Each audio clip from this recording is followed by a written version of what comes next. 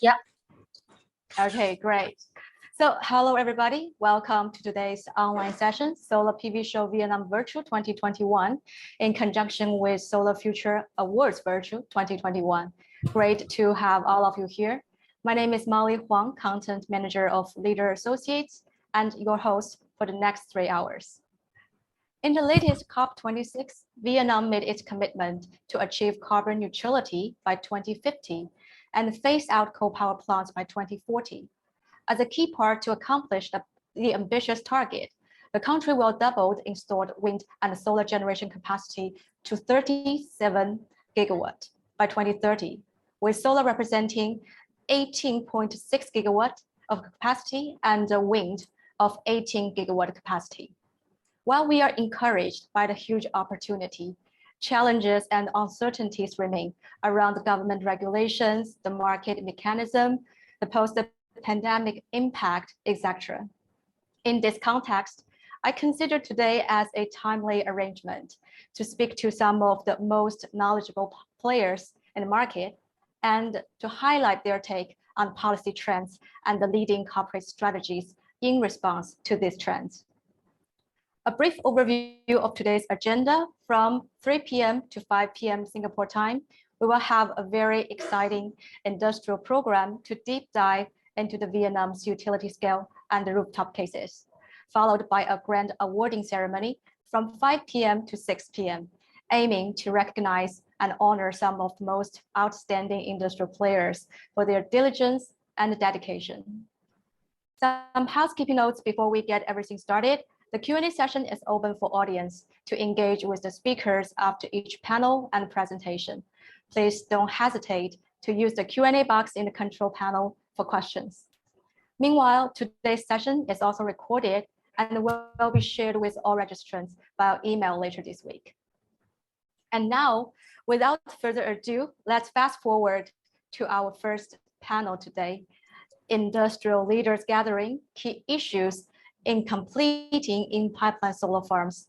I'd like to welcome Ms. Hado, Senior Partner of KPMG Hanoi, as panel moderator on stage, along with 2 distinguished panelists from BayWa and Super Energy. Mr. Jis from Jilai Electricity is not able to join us, unfortunately, due to a sudden management meeting, but I'm sure he will be there next time. But first thing first, Ms. Hado, may you kindly call on your panel colleagues on stage and get started conversation. The floor goes to you. Thank you very much, Molly. First thing, am I audible?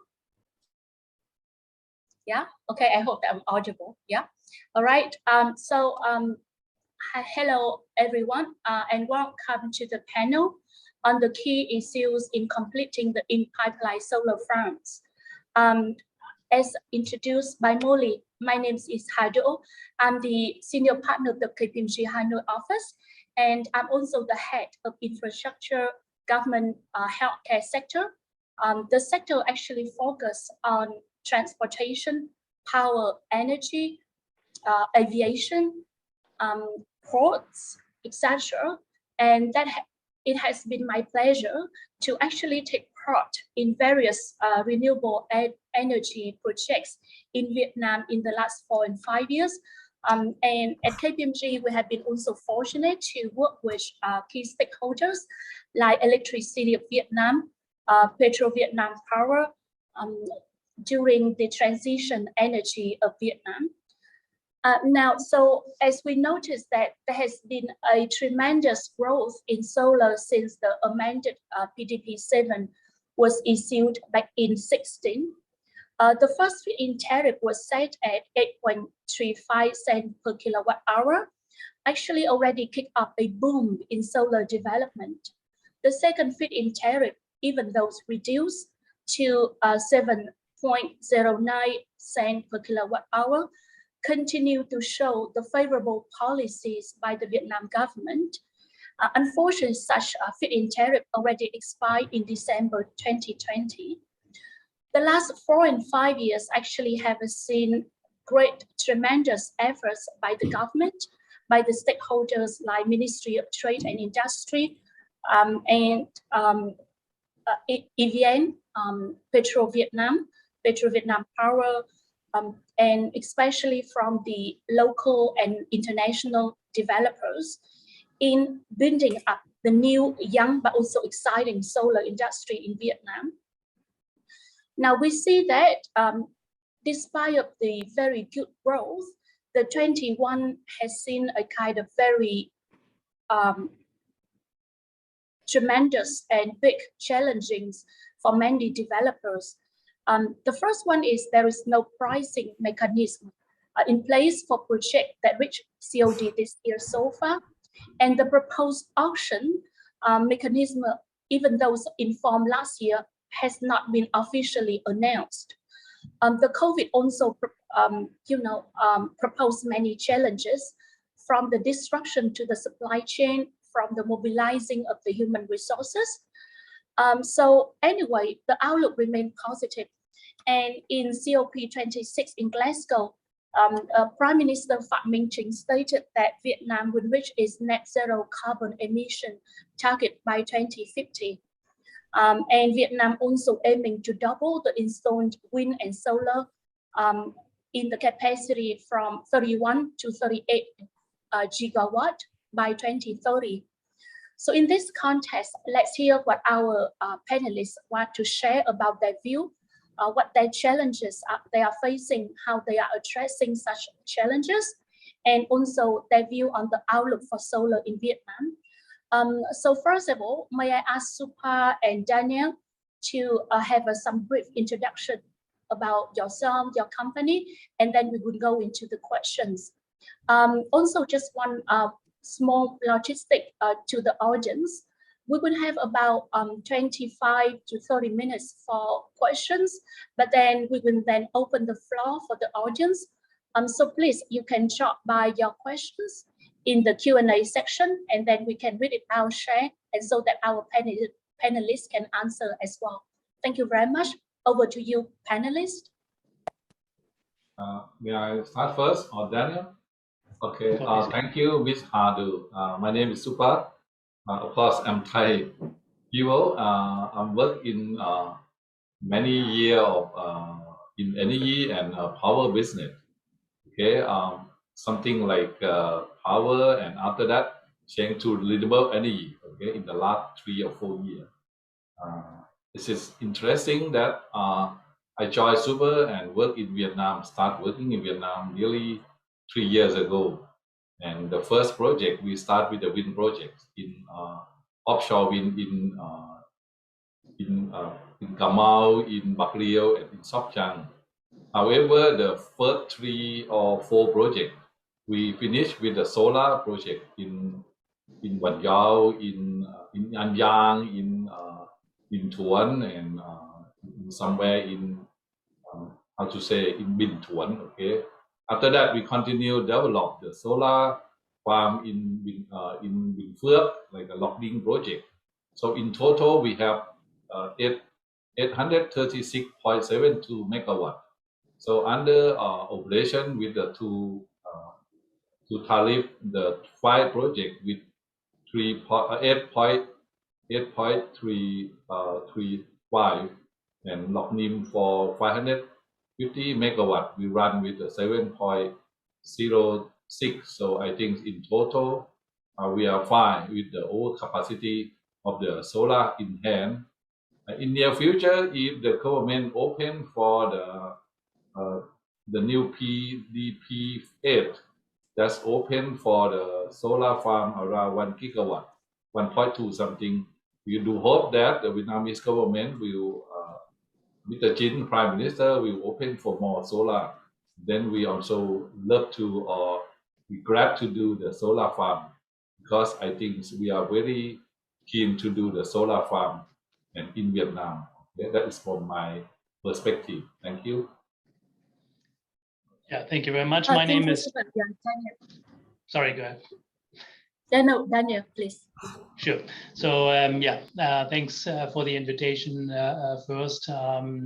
Thanks, Ado, for the nice introduction. So it's a pleasure to speaking here today. So my name is Daniel Geffke.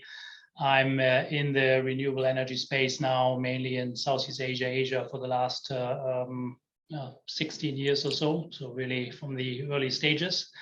Most of the time working and living in Bangkok, but operating and building projects all over Asia Pacific region. I'm working for BayWa as a regional APAC head for BayWa Re. BayWa Re is one of the biggest global developers now when it comes to renewables, especially wind and solar, not only based in Germany, where we're originally coming from, but in EMEA, the US region, and now since the last 5 years also in the APAC region. We have about 3,300 employees globally, buy and install and sell about 3 gigawatt of particularly solar projects globally a year. And we are also very active on the wind side where we're developing projects. We have about 200 people in the region, and we have an office in Ho Chi Minh City for 4 of our business units. So we're active on the wind and solar development side, actively developing projects in Vietnam at the moment. And we are also active with our energy solution side, which is focused on the rooftop solar business. And finally, our distribution and trade business for solar equipment is active in Vietnam with a warehouse on the ground where we're selling solar equipment to our installer customers in the market since about 1 year now. Great. Thank you very much, Supai and Daniel. And as the audience can hear that we here have the panelists who actually have experience in solar development, not just only in the region, but in Vietnam since the early days. So I'm sure that they have a many in-depth and interesting experience to share. So Supai and Daniel, as just share that the solar in Vietnam have seen various changes in the regulations and policies. So could you please share your view on the possible upcoming regulations and policy, and what would be the impacts on the solar industry of Vietnam? So may I ask Supa, please, to come up first. Thank you. Yeah, thank you so much this time. What I understand that is from the new draft of PDP 8. It's like the Vietnamese government now like encourage for more wind if compared to solar. However, as we also looking for the developer or the local partner, they also like to share us about the floating solar that also have the plenty opportunity in Vietnam, in the dam or in many places that you have lake or the water size or the surface. I'm also looking on not only super, I think many companies also looking on this. And of course, we also looking for solar rooftop, and we also have 1 or 2 projects. We finished 1, and in the pipeline we still have 4 or 5 projects. But with no clear of the tariff, that's the government not, I think not announced yet with the new fit-in tariff. Okay, even we can see the drafted version, but people or many of the news that we found in the market say that the government will issue soon, maybe by the end of this month or next month. If I could say that if the policy and regulation has been clarified, very clear, that is what you have to do. As the investor, they will have like a plan and a structure. I give you some example, like we have wind project in the pipeline. It is similar, like we could not finish next year or the year after. If we can know exactly what discount rate or the fit-in tariff, what it should be, so we can plan for the financial model, like how many megawatt we plan per year. I think that would be, I think, very great impact to our investment. Our management team also now try to formulate with a new partner in Vietnam, and we are looking for the new wind and solar in next 4 or 5 years or in 9 years. So we not stop to doing the thing that we have until today. We are looking for new opportunity, both wind and solar. So I would say that we will not stop. We are looking for upcoming, but we need a very clear and crystal for the feed-in tariff, okay, and clear policy from Vietnamese government. That is from my point of view. Thank you. Thank you, Supa. Yeah. Uncertainty in terms of the tariff actually have impact on the financial model, on the financial viability of the projects. And that has been a big concern for various developers in the last 10 to 12 months.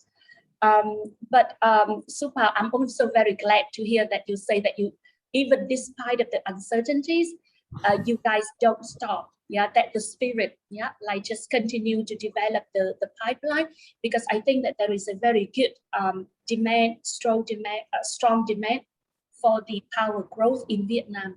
How about you, Daniel? What's your view on the upcoming policies, please?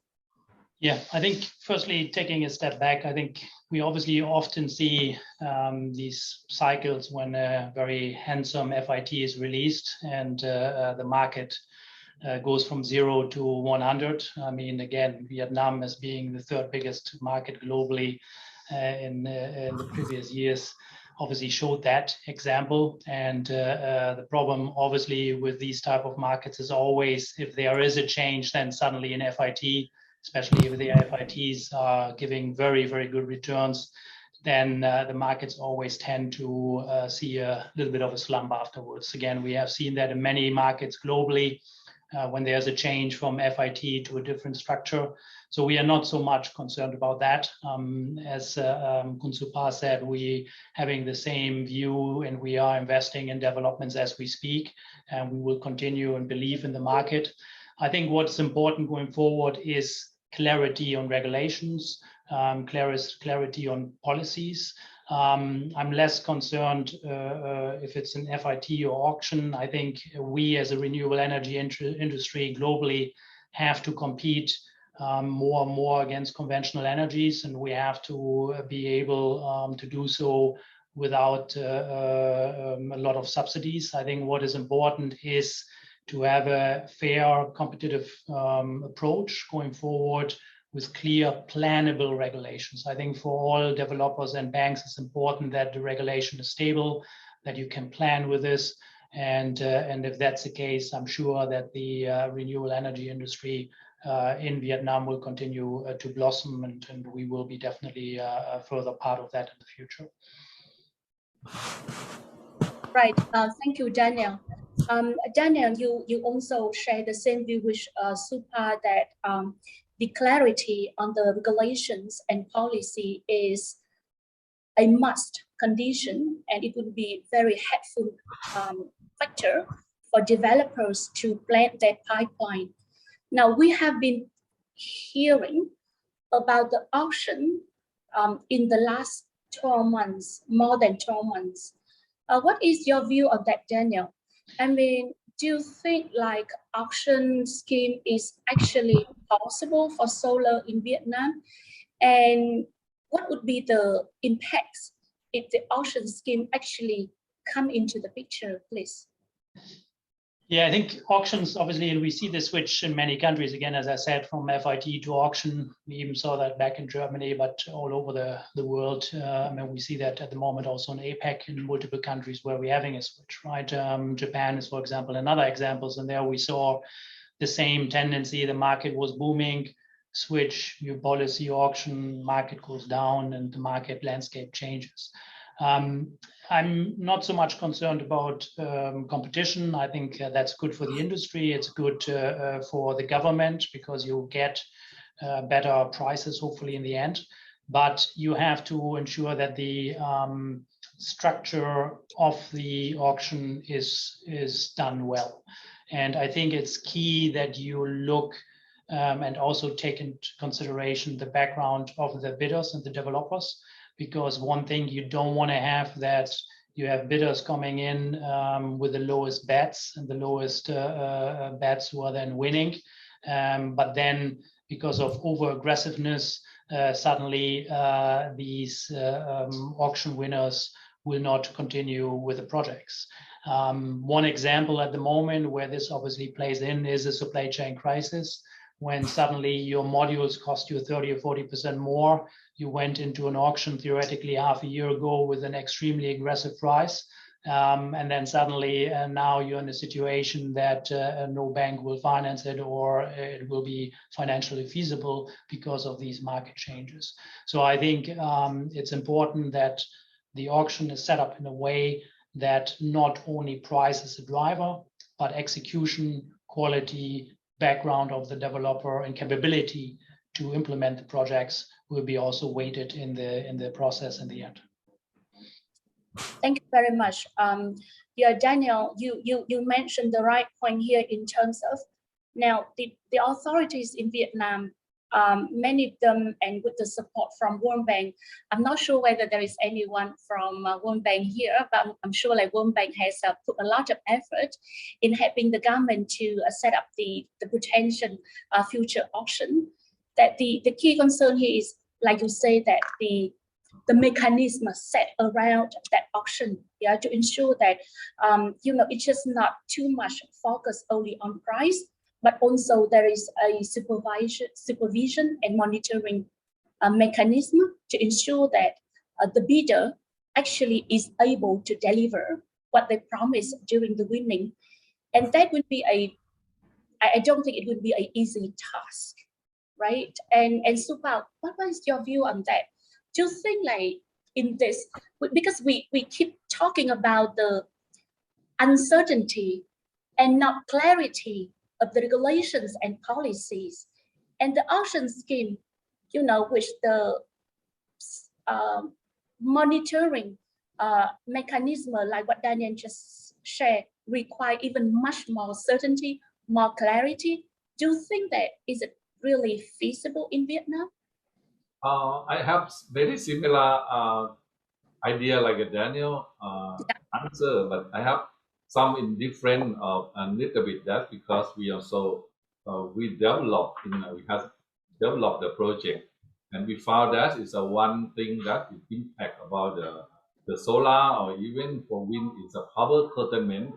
So if they have to do the auction or whatever you call, it must be clear that in the transmission line or national grid is enough that to absorb that when you calculate in financial model that is feasible. Because if you calculate that everything okay, but you found that transmission line is have some problem, even 6 months or 12 months, but impact in the financial model that you do for the auction or bidding is impact a lot. In some area that we have the solar farm, the power curtailment come up to 30%. That's if is like with the deck wrong for with the COVID for more than 6 months. That is the money gone a lot. So auction not the point. If everyone also have the same equality or same same, how to say, everyone treats the same, and no local or foreigner. I think it's everyone also the player, or I think we are fine, but make sure that's on condition is favor to the for the investor, that is no impact anymore. Okay, that is to add up on the Daniel point that talk already. We don't mind that because the supply chain, the price going up, going down, we can do it. If others can do, we can do. That is philosophy. Thank you. Yeah, thank you. Yeah, I agree that because most of the foreign international developers, when they enter into the Vietnam market, they have been there, done that. That's what we call experience different markets, experience different price scheme, and I think that the most important thing is not like they do not appreciate the auction. It's more like better and sooner to have a very clear pricing scheme and the right supervision monitoring mechanism in place if the auction is ever being taken place. Now, my next question, actually, I want to leverage what Supa just mentioned about the curtailment. we already hear about the curtailment. Yeah, I mean, curtailment issue is always cited as one of the biggest risk in the PPA. Yeah, and in the developing of the solar or wind projects. EVN also talking about the scheme whereby, and we already see it happen in practice, whereby if they still monitor, run the transmission network, but they allow the private sector to invest and to build up a part of the transmission, so mean that build up or invest certain transmission line in the specific area regarding their projects. Supa, you mentioned that you just came down to the north for some of the COD meeting. That's what I heard. Yeah. And then in the last 18 months, I'm sure that you have seen also a lot of disruption to the supply chain, to your equipment supply.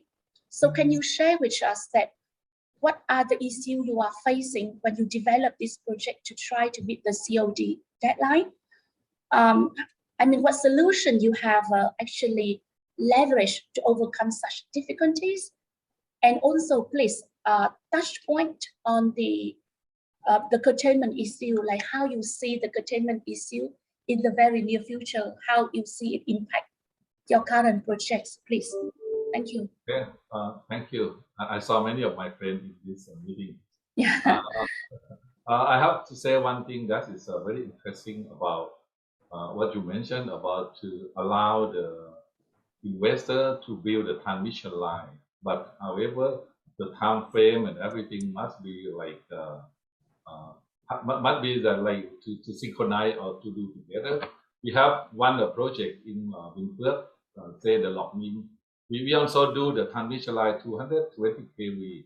I think okay, you know how difficult of to do the transmission line in Vietnam. Okay, that's one thing.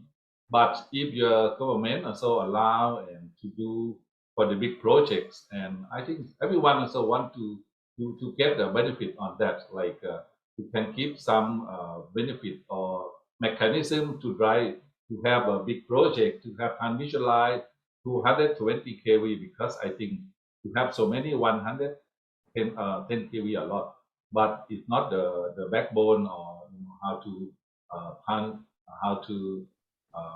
say that, how to transmit the power from point to point. And if you look in the middle of Vietnam, there are like a bottleneck that it can send the power from the central of Vietnam to the south. So we have to think about two things: whether we do the project that is no power curtailment, or we should do the project and the government also support for the transmission line. Okay, like you can get some extra mechanism. I saw one of the big company in Vietnam, I don't want to mention the name, they do 500 kV with some extra something like tariff like mechanism they do in Ninh Thuan. I think I like this idea. So you are talking about the privatize the transmission line in some area. I think this is the thing. I think that the Vietnamese government should do it, and I think that could solve the problem a lot. And last thing I would mention about, I heard about now people are looking for project in the north because they believe that in that area maybe no power curtailment at all. Believe me, if the system is like this, many of investors will face the power curtailment again and again until EVN or MOIT can solve problem permanently. Okay, thank you. Yeah. Actually, I think that privatization of the transmission may be still a long way to go. As you see, like currently the government has the plan to privatize the second power generation corporation, Genco 2, after Genco 3, which was privatized 3 years back. So, and then followed by Genco 1, and then maybe, you know, the NPC, the National Power Transmission Corporation. But again, like what I understand is they allow the private sector to participate, to take part, and also build up the line in certain areas, but then the event, of course, still retain the control and the monitor the operate of the transmission. So, but at least we see a step further, toward such a kind of what you call like privatization. And Supa, can you also share with us more on the difficulties you face in the last 12-18 months, due to COVID, the supply chain disruption, etc.? Yeah. Okay, because after we finished Lockning 2020 around end of December, and then we are working on the wind project. I think the last 2 years we have same situation with COVID. I go back for the Lockning project when we start the project. COVID also come, pandemic also come at the same time. So we have to how to say, to immigrant the power. Sorry, the expert that have to come, and we have to use a strategy, right, to use the local people to to maximize that is how many of the local people we use them there, because if we like mobilize people from other area, it's very difficult, and it's also costly. And I also talk about this when we do the same project in the middle of Vietnam. We also try to localize the people much as possible. And the second thing, that's we also looking for the partner that they are really strong on to do on the thing, and not the far area. And I think it's the same situation. And we try, but in some area we cannot because of the lockdown in block in every direction. That is really difficult. If I say that, it's very easy to show that, it means I lie myself. So I'm so ask for every or many of the investor also asking for Vietnamese government, and we heard the good news that the parliament also vote for to extend for more than, I'm not sure, until end of March.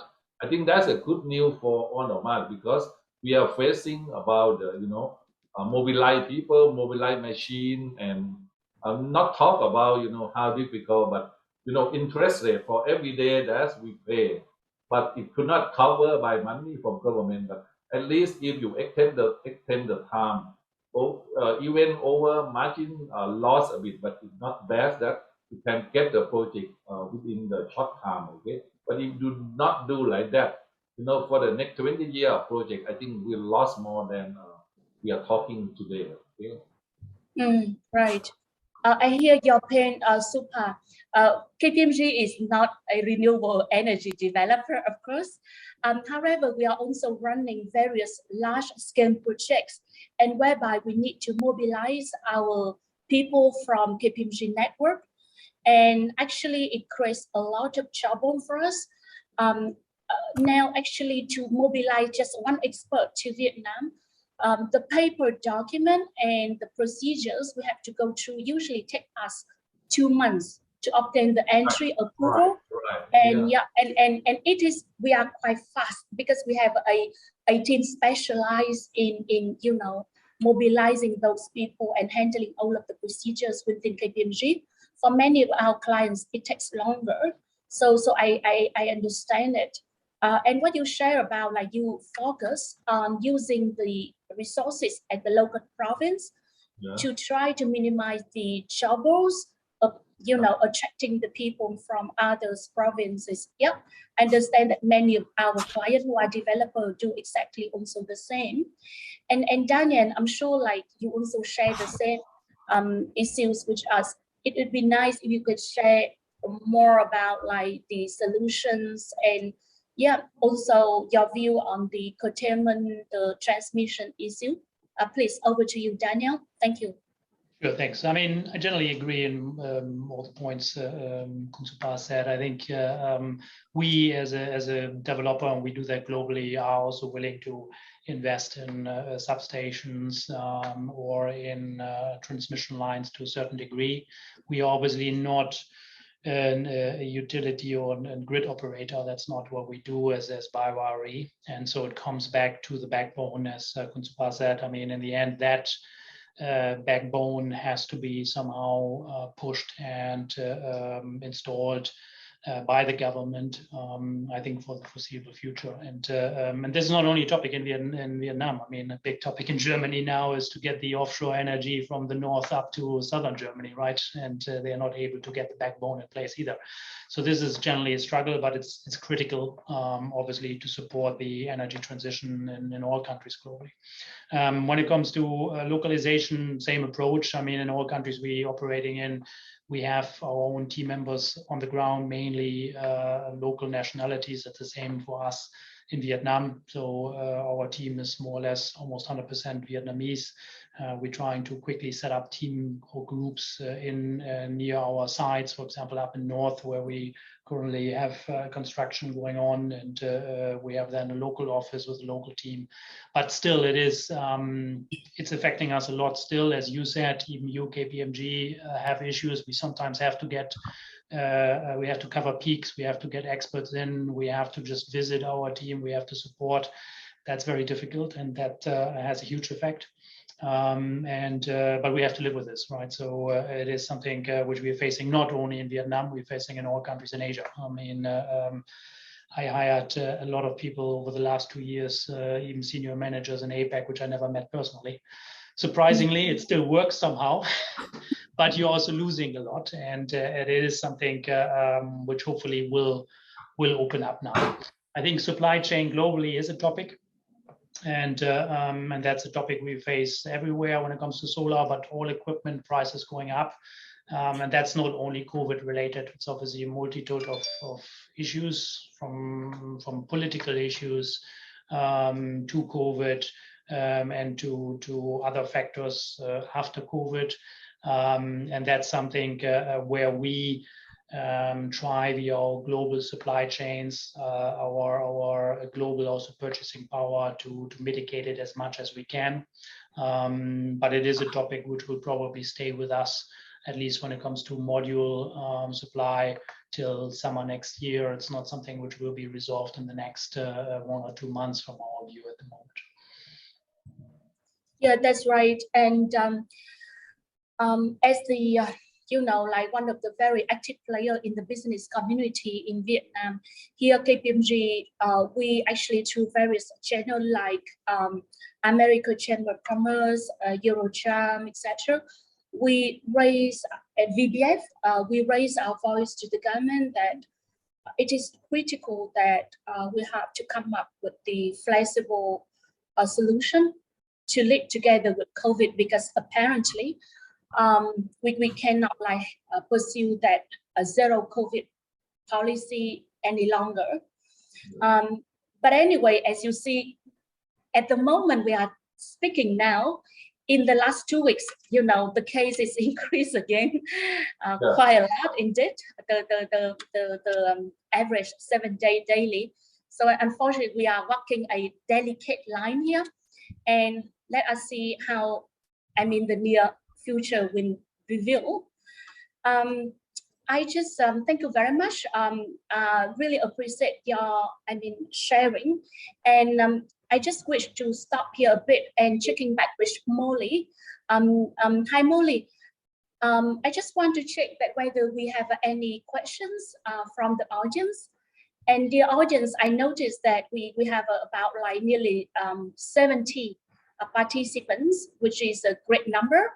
And we really appreciate that you can please share your questions with the audience to make the section as much interactive as possible. We have the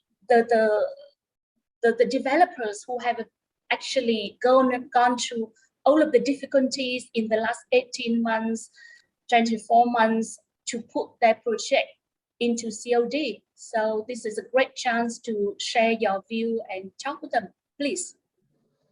Molly, any question from the audience?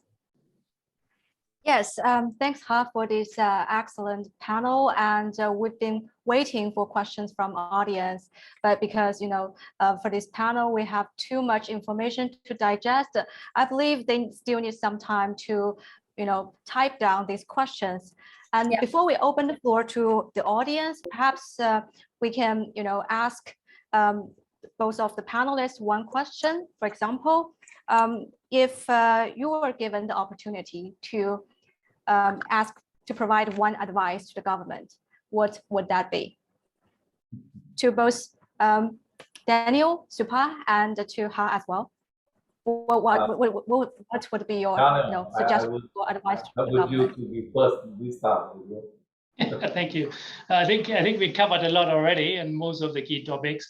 But for me, it comes always back to whatever is released, that it is done in a timely fashion and that it is then also plannable and long term. I think these are the key topics for us, because only then we can plan, and also the banks can plan, and all the partners can plan and can rely on that new policy, whatever it is. Hopefully the policy will be good, but again, that the coming to a conclusion on the policy and having it clearly planned and long term, that's key for us.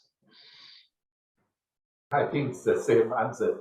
You know, when I talk about my top management in Thailand, when they have the same question, that is, they have so many projects in Vietnam about wind, solar, whatever, KPMG, but no one have the clarity of the government policy, how to do until 2025, something like this. Because, you know, like we have the one project of the 200 megawatts, but to be sure that you cannot within 1 year, cannot finish within 1 year. If you have a really clear structure of tariff, you can plan that is the first year how many megawatts. The second year after land compensation, you can finish how many megawatts. I think it's very fine for financial model for investor that you have the structure very clear year by year, or even auction that you make sure that it is right. You sure that your power can fit in and can through from the government national grid, something like this. Everyone also can plan and invest correctly, okay, and bankable, believe me. The second thing, should be flexible about the COVID situation, as Molly or talking about how you make sure that COVID will stop next month, next year. No one can confirm. Even in China, I heard that now is like come back again, and you know, it's a funny thing that in Thailand they just opened country beginning of this month. For me, I suddenly take the ticket and go back to Thailand. You know why? Because I think waiting for another 1 month, maybe everything close again or lock down again. Who can ensure that everything like this? Right. So the flexible thing that Vietnamese government please consider about this. Okay. Last but not least, because you are also talking about transmission line, I think there's many countries in the world, you know, so do the wheeling scheme. If the government make very strong connection or transmission line, and many of the bidder or solar or wind, they have paid to the wheeling scheme. They don't need to do by themselves, or you know, the money maybe can fund by other, you know, World Bank or something, and everyone can share about this, and is a revenue of EVN. Okay, I think many countries also do. I think even in Thailand for wheeling scheme, we talk about mechanism. How much about that price? Thank you. Thank you, Supa. And I just want to add that I entirely agree with Daniel and Supa.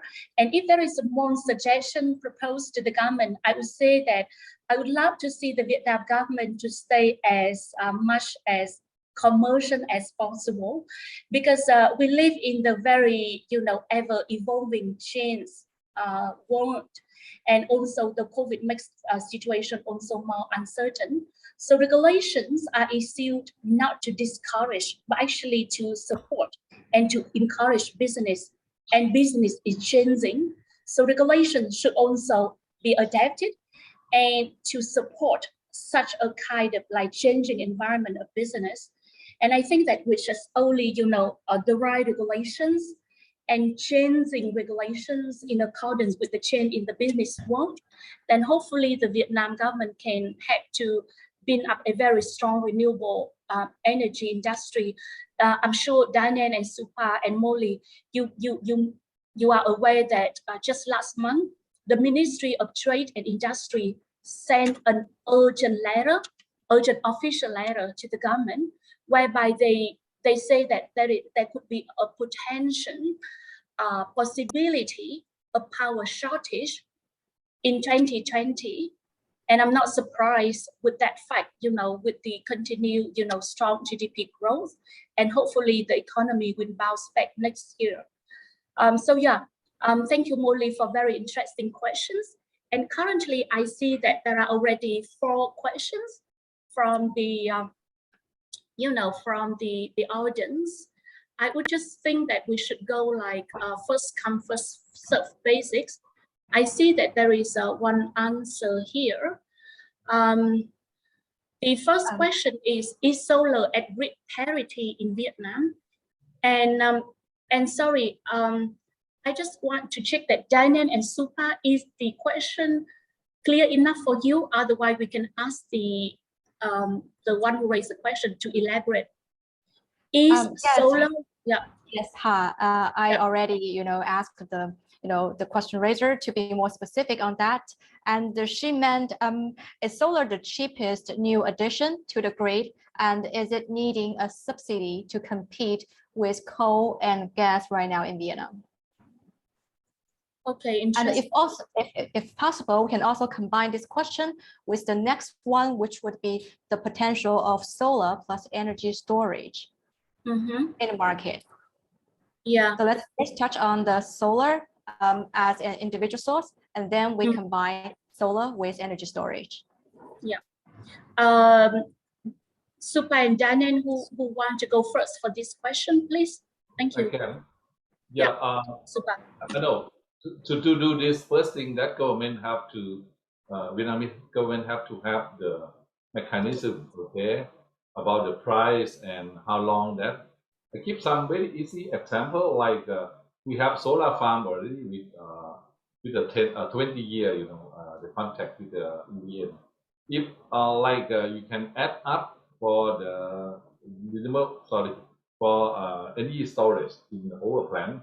Let's say about 18 year, 15 year, and you can have mechanism. That's how many additional that we can get.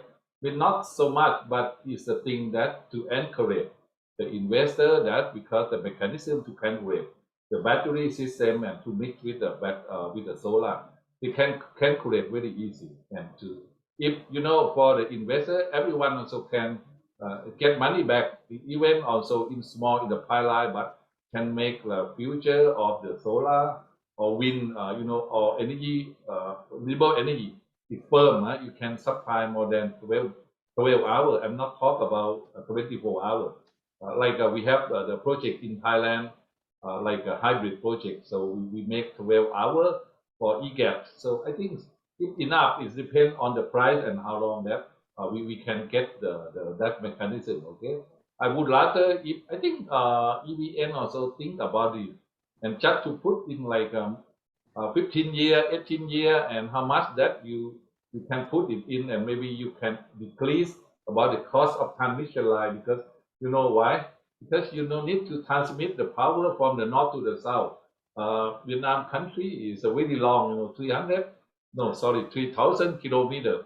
If you put about the BES or storage system in somewhere, so you just put in it and keep it store it in the power and get it back in the peak time. That's it. No need to have coal-fired to invest a new power plant. At least we can prolong to have the big like a coal-fired project, or even LNG. It invests a lot of money compared to battery energy storage system. You can pay money less. And you can use like many of power curtailment or surplus in the daytime, or wind and see in some area very strong wind. You keep it in the battery storage system. Use a mathematics very easy. Don't think too much. Give the time of investor how you can invest. You get money back. Everyone wants to do it. Okay, very simple. Thank you. Thank you, Supa. Daniel, anything you want to add, please? No, yes. The answer to is solar at grid parity. It's definitely the cheapest form of energy to be produced, and if you have enough resources, I think that's a global fact nowadays.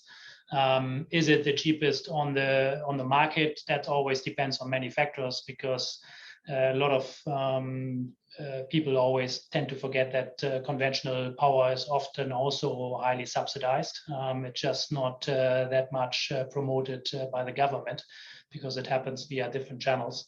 So I think if you build a rooftop in Vietnam, you can definitely compete against grid prices or grid power prices.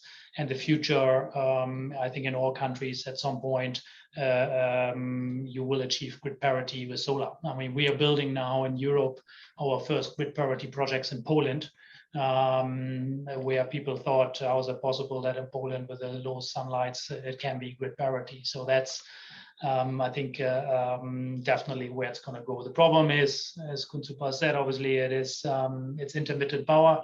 You can only produce solar that many hours, and that's a big drawback with solar.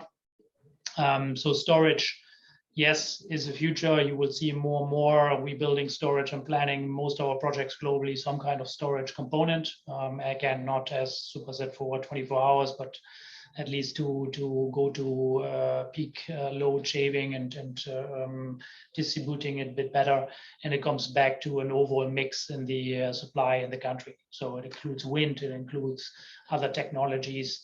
So also to get the transition to battery storage and others, not only battery, but also other storage technologies reduce in price. And that's a process which will take another 10, 20 years in a step-by-step approach. Agree. Yeah, Right. thank you for sharing the what you have observed in the jurisdictions outside Vietnam as well, Daniel.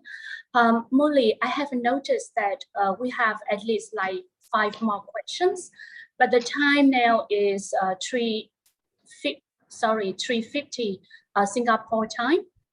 So I'm not sure whether we have time left for 1 or 2 more questions, or we have to stop, because I know that there are other sections follow. I don't want to take the time from others. Thank you, Har. Yes, we are reaching the time limit, but I think we can still accommodate 1 more question from the audience. Yeah, thank you. And audience, please, our apologies that we cannot address all of your questions, but after this section, then Molly will send over to us the questions, and we will answer by written, and then Molly can forward back to you. So please, remember to drop your email to Molly so she can forward the answers to you. Now, among the questions go on like first serve basics. I think there is a very interesting questions, whereby Mr. Peter Lau asked about what to look out for when investing in green projects in Vietnam, especially any tips, please. I'm sure Supha and Daniel, you have a lot of tips to share. And I want to add to something as well from, KPMG perspective. So can we, like in times of time constraint, may I ask Daniel and Supha come up with the top 3 tips you want to share with the audience? So yeah, over to you first, Daniel. Yeah, I mean, it comes back to like in the real estate business, location, right? So you have to find the right site where you have the suitable grid and the suitable infrastructure, and also the community consent, which is another important factor to build a plant and to make it in a sustainable way. So again, it comes back to that. That's a key driver. Then obviously policies and other things have to be in place, but finding the right site and having the right grid protection with very low curtailment are the key ones you have to look for. For us, finally, as a foreign player in the market, and we will be always obviously a foreign player, we always need a partner. So for us, it's always also very important in all the countries we operate in, then to find the right and good local partner and partners we can work with then to execute the projects. Thank you. Again, same very similar question. So I will pass a similar answer. So I pass a little bit that we're talking about. Number 1 is partner. Okay, this is definitely no need to answer anymore. Okay, a partner, a local partner is very important. And with number one also relate to number two, Yeah. how the, how to say, people committee in that area. If the partner very strong, you can bring us very strong to working on that. Without two of these things, I think this is very important that you can lose, you can fail. And number three is the teamwork of the construction. And of course, don't forget about financial interest rate. If you cut very high, forget it. You could not get, don't forget about in Vietnam, your interest rate is very high. So to combine everything, that we also looking for the cost of capital not so high. Then and make the profit on that. Agree, Daniel? Yeah. Agree, yeah. Always yeah. underestimated. Financing cost is always underestimated. Can destroy your financial model very easily. Yeah. Yes, right partner, and because the right partner will definitely bring you to the right location, in summary. From KPMG perspective, as someone who actually had a lot of, clients to set up and invest in Vietnam, I just want to add another point. Let's call it number three after the right partner and right location is, please don't rush actually into finding immediately the right partner. Do your homework first, because in our day-to-day business, we can see that there are companies who are very successful in Vietnam and some are not. So usually it is very good you do your homework first by actually have a very thorough market research and then assess your own risk appetite. Because what worked for one company may not work for others. And Vietnam is a very fluid environment of a developing country. So it offers high return, but also high risk. And once you can identify your boundaries, your risk limit for the market, then actually everything will naturally follow, including finding the right partner, like Supa and Daniel say. So with that conclusion, we thank you very much, the audience, for spending time with us. We will revert back to you via email for the remaining questions. And I wish to thank Supa and Daniel for the great sharing. Thank you, Molly, for creating this opportunity and conducting the workshop for us. Once again, thank you, the audience, and wish you have a nice day. Okay. Thank you, Ha. Yeah, thank you, Ha. Thank you, Daniel, and thank you, Supa. Daniel, 感恩，谢谢，再见啊，记得谢谢，谢谢。听gặp lại，拜拜，สวัสดีครับ。สวัสดีครับ สวัสดีครับ Yeah, Bye bye. bye. Yeah. For Peter, I think for your second question, it can be well answered in our next panel, which would be seizing the opportunities in Vietnam's rooftop solar market.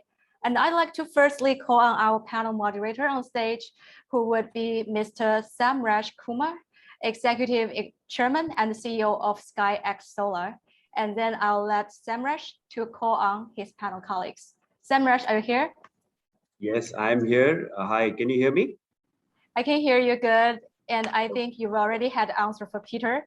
Do you have any figure for the rooftop solar installation next year? I think we discussed number prior to the rehearsal, Yeah, sure. Thank you. Let me just invite my panelists on this virtual stage as well, and then I can take that. I have a very eminent list of panelists with me here in this session. So we have Martin, Solin, and Lorenzo. So if you can switch on your videos as well, so that everybody can see. Good afternoon, everybody. My name is Samresh Kumar. I'm the Chairman CEO of SkyX Solar, which is a solar developer primarily focused on the rooftop solar segment for the commercial and industrial space in Vietnam.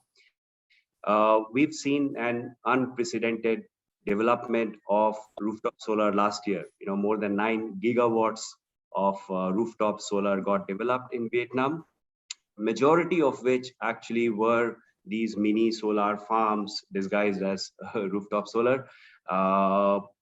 What gives me immense excitement is that when I look at the roofs of industries and the potential, I see that based on our estimation, less than 5% of industrial roofs have been utilized for rooftop solar. So that's the kind of potential we have. Of course, there are a lot of challenges. So, we, as I said, I have a very eminent list of panelists with me here, and they've been very active in the space. So I guess this session would be very informative for all of us. And actually, they are my competitors as well. So I'm very interested to hear their answers to a lot of the questions we have. So let's start off with requesting each of the panelists to quickly introduce themselves. So maybe start off with ladies first. Soline. Thank you very much, Samrash, for the introduction and for accepting to moderate this discussion today. It's a pleasure to be here with you all this afternoon. I'm Solène from Lis Energy Vietnam, and for those who don't know Lis Energy Vietnam yet, Lis Energy is an independent power producer focused on solar energy that was created nearly 10 years ago now in Singapore, with main purpose being to support our CNI customer to decarbonize their activities by developing, building, and installing a solar rooftop system atop of their facility. Lis Energy now has activities across 5 countries in Southeast Asia, namely Singapore for the headquarters, but also Malaysia, Indonesia, Thailand, and more recently Vietnam, with a portfolio of 70 megawatt peak of solar rooftop under operation so far. Yeah, Martin, and then Lorenzo, please. Yeah, my name is Martin. I'm co-founder and CEO of Ecoligo. First of all, thanks for the invitation and great to be on a panel. Although we are all competitors, I think we all strive for the same impact that we generate with our projects. Ecoligo is a global pioneer of the clean energy transition, and we are focusing on the commercial and industrial market segment. We are not just active in Vietnam, we are having a global footprint in more than 8 countries, spanning from Latin America and Central America over Sub-Saharan Africa and Southeast Asia. We are a rather young company, have been founded 5 years ago, and have 50 megawatts in our portfolio, and hoping to expand that portfolio significantly over the next years in Vietnam, but also in other markets in the region. Thank you. Lorenzo. Yes, thank you, Samrash. Thank you, Martin and Soline. Good to be here. I'm Lorenzo. I'm based in Singapore, working for Total Energy, which was called just Total until 4 months ago, and is a French energy company which has been engaged in oil and gas traditionally for nearly 100 years now, and has been pivoting towards renewables, solar, wind, especially more and more recently. And we have a target of reaching 100 gigawatts installed by 2030. Of which a good amount is in Southeast Asia. We operate across all countries in Southeast Asia, plus India and China. And Vietnam is very, very important market for us. So it's very potential market for us, as for my colleagues and competitors, I guess. Sure, thank you. So let's straight dive into some of the most important questions which are on the minds of the stakeholders in this sector. So first question, if I may ask Martin, the biggest question which all the stakeholders in rooftop solar industry in Vietnam are eagerly watching for is what's the regulation post Fit 2, right? So if I may ask, what's your expectation on the details and timing for the release of it, and how are you planning for it? Yeah, I think you mentioned already 2 things, right? One is actually the timing. What we have seen from the draft is basically no movement at all, right? I think the draft was released in February or March, I don't remember exactly. And since then, nothing has happened. And that's obviously partly because of COVID, but I also think partly because the draft that was released, I think, is not fully complete yet. And that brings us to the second element of, okay, what are the conditions in the FIT3? And my belief is that the prices that were in the draft will actually be continued to reduce in the future. I think the learning from FIT 2 is quite clear, right? I think we have seen that many developers and investors have sort of bent their way around the regulation, and now it's clear that more content to the regulation is added and more regulations are included to make sure that it's quite strict as to what developers and investors can do, right? So I also think besides price, the key thing will be that there is a requirement for self-consumption.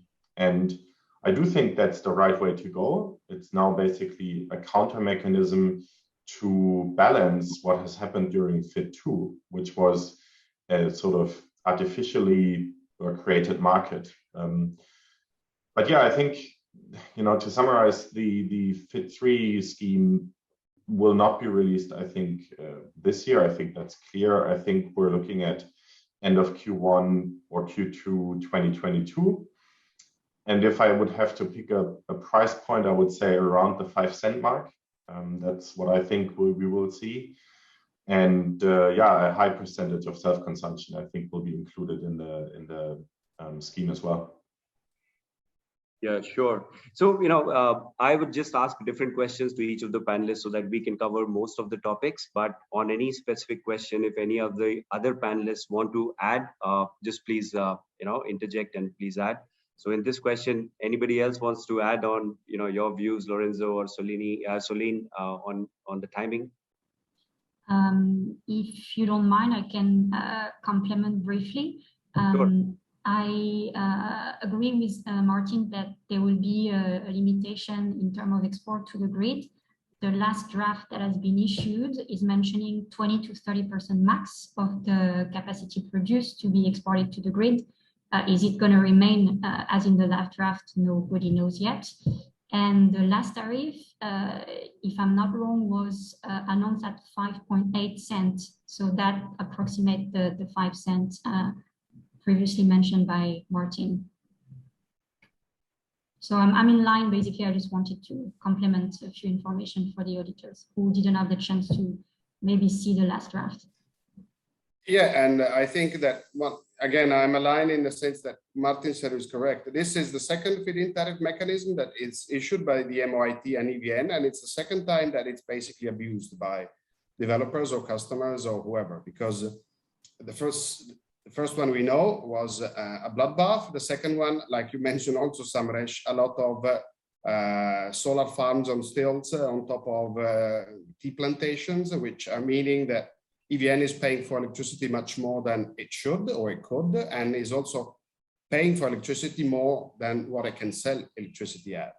So I think that regardless of the timing, it will only appear another feed-in tariff mechanism if they find a foolproof way of making sure that no one can circumvent it and take advantage of it again.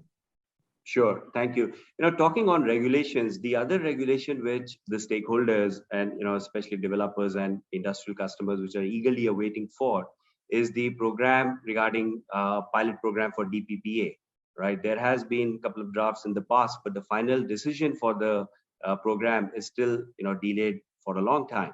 Now, there is a huge demand from the industry for the DPPA, as a lot of you know, customers want to be net zero by 2025. And in fact, we at SkyX Solar have been talking to few of the clients ourselves. But it seems the regulations are not imminent, not coming very soon. What are your views on it, especially on timing, and how are you preparing for it? If I may ask Lorenzo, please. I think that on timing, you're spot on. It's been basically postponed twice, I think, every time by 1 year. The last time because of COVID, or coincidentally with COVID, but it's pushed out.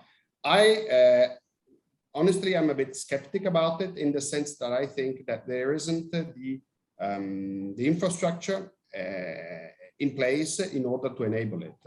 It requires or puts a huge strain, would put a huge strain on the transmission and distribution grid, which is already under a severe strain as it is, with all the solar coming in, with the economic expansion and so on. So I think that from EVN's point of view, the last thing they want is to add to that strain, especially under unknown circumstances, because there is a technical issue with the grid itself, but also a regulatory or, let's say, commercial discussion in terms of who takes responsibility for the delivery or for the curtailment and so on.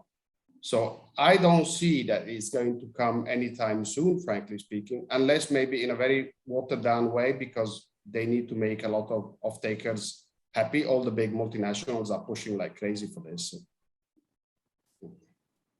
Sure. Yeah, sure. While we, developers are waiting for some of these regulations to come, I see that, of course, many players are interested in and looking at M&A of existing rooftop solar systems. In fact, we also have looked at a few opportunities, but the challenges to execute some of these acquisitions on rooftop solar are immense, right? Regarding technical pricing expectations, contracts, whether it's bankable or not. What's your view on the acquisition opportunities in this space, and are you actively pursuing this course of action? And maybe I'll start off with Lorenzo, and if Soline and Martin, you want to add, please feel free. Yeah, we are pursuing them, also because I think that probably as an outcome or as a result of the fact that the feed-in tariff has finished with 2020, the market has slowed down a lot in the sense that there is a lot of consolidation going ahead, I think. And some developers are choosing to exit the market, which is good news for the ones which want to stay in the market and basically acquire market share through M&A operations and not only through organic growth. The concerns that you voice are very real. And I think that from our point of view, the biggest one, okay, apart from the pricing, which doesn't really make much sense, is what's going to happen with the regulation. I mean, because there is talks or there is clear indications that EVN is considering of clawing back on certain PPAs that it considers are not compliant with the requirements. That could basically might be good in some cases, in limited cases, but it might also cause the market to crash, because a lot of these PPAs on the market are based on export to the grid model.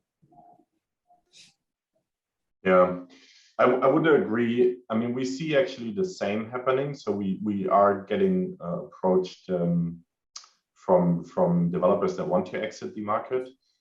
Some because they had just a very short holding strategy, and others because they are a little bit forced out of the market because of too much competition and not enough traction to sustain their operations. But I agree that there is two key risks. One is obviously the technical quality of the projects, which we have also experienced is partly underwhelming. And the second, and this is I think the higher risk, is really, will you be able to continue selling under the FIT, right? If EVN decides that the projects were not according to regulation, you basically have lost the income stream. And with these kind of projects that were sort of included in an artificial rooftop that was built just for the project, so that you have that you are fitting within the regulation, I think it's kind of obvious for those. But I do think also the ones that sell no electricity to the company which rooftops they're using could be potentially at risk in getting affected by a stop of paying for the PPAs, and that's a huge commercial risk, right? So for us, these opportunistic portfolios that we see and have been presented to us, none of them yet were fulfilling any of our interest, so we kindly declined. Yeah, maybe, and I'll just add a couple of points there, and then we'll request Soline to add your views on this as well. As you know, we've seen that more than 9 gigawatts of rooftop solar got developed last year. Of course, disguised as mini farms, or there were some other irregularities as well, arguably. And now we know that there has been an extensive investigation being carried out by the authorities, with some some of the projects, at the risk of maybe, curtailed or potentially cancelled as well. While we still wait for the final results to come out,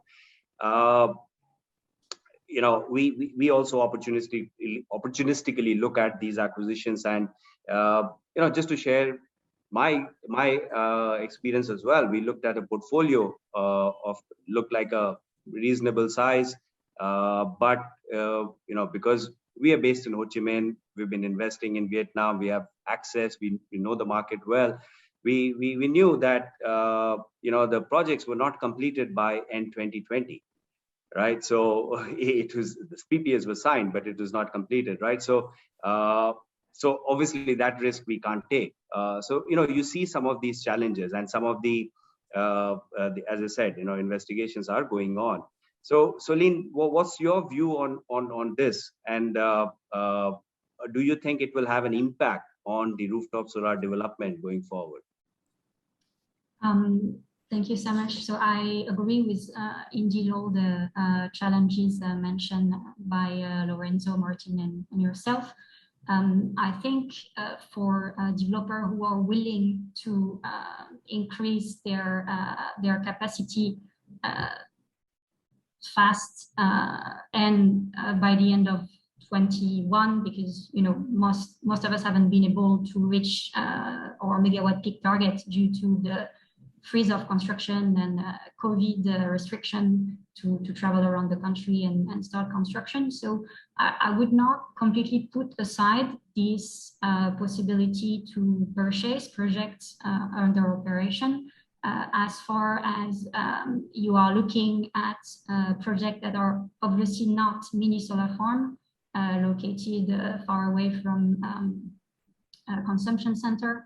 But as far as you are looking at projects that have been built by a serious developer with experience, that they are built atop of factory that could eventually, if not today, but in a few years, purchase the electricity, that is no purchase by EVN. That would be a good way to limit the risk of the FIT being suddenly reduced. For instance, I would not say completely cut. There is no precedent of EVN coming back on their policy, but at least selecting projects that have been built on the top of factory, even if 100% of the electricity is sold to the grid, factory that may see, maybe not know, but in a few years, the interest of buying, if not solar, at least cheaper energy, would be a good way to mitigate the risk of buying project under project under operation. Sure. Yeah. Thank you. And moving on to one big concern which all developers have at the moment right now is the panel prices. Right, we've seen that the panel prices have increased more than 30% on the last few months, which obviously has a significant impact on the pricing one can offer to clients and the returns. So, Solene, how do you see the panel prices moving forward? When do you expect them to come down, and how has it impacted your offers to clients in Vietnam?